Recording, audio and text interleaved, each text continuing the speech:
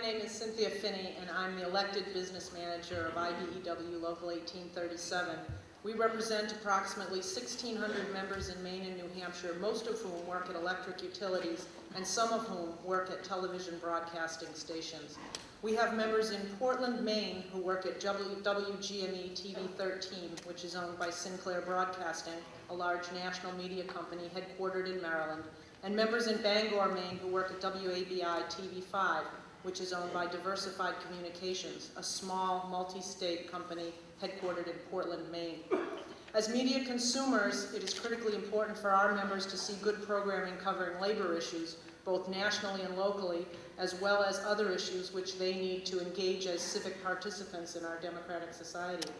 To participate intelligently, it's critically important that they have access to a variety of perspectives and opinions on the issues. As an organization that is sometimes in the position of generating news ourselves, we find different media outlets have very different levels of interest in covering our issues.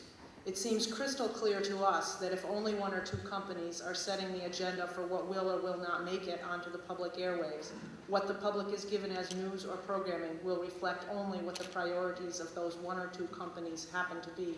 Yeah.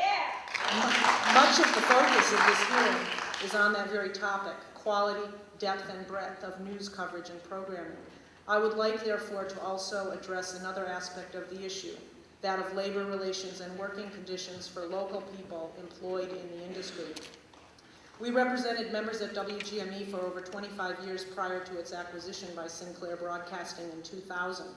Working with Sinclair's national management, we have found that the parent company, more often than not, wishes to simply bring the main operations under the same policies and practices that Sinclair has chosen in other states.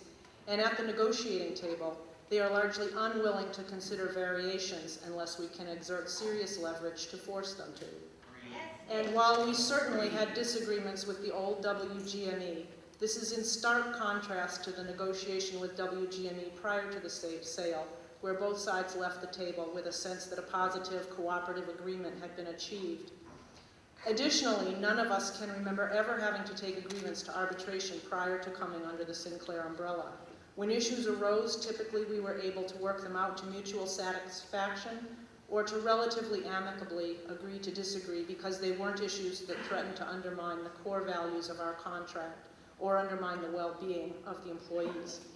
With a large parent company with a national focus and a desire for a homogeneous national operation, we find that the ink is barely dry on a contract before management is seeking loopholes to accomplish what wasn't negotiated. At WGME, this lack of cooperation is so severe that Region 1 of the National Labor Relations Board has authorized issuance of an unfair labor practice complaint for unlawful interference with a union steward. We also find that the atmosphere at WGME now differs significantly from the atmosphere at WABI, where things continue to function relatively smoothly as that company continues to operate under a philosophy of local focus. It is also the opinion of our members in the Bangor area that WABI provides some of the best public service and local programming in the Bangor television market. The general feeling of our members who work at WGME is that the focus is far more on the bottom line than on community public service or quality local programming. I understand from our members there that what look like public service announcements on WGME are actually often paid spots. This is demoralizing to the employees because it feels to them like a sham. In both industries that our local union serves, we find in general that the larger and farther away the parent, the less interest there is in any local concern or condition. While in some industries, economies of scale may make it possible for a larger company to provide more options and better wages and benefits for employees, our experience in this industry has been that a larger company serves neither the community nor the workforce better. Thank you very much for your time.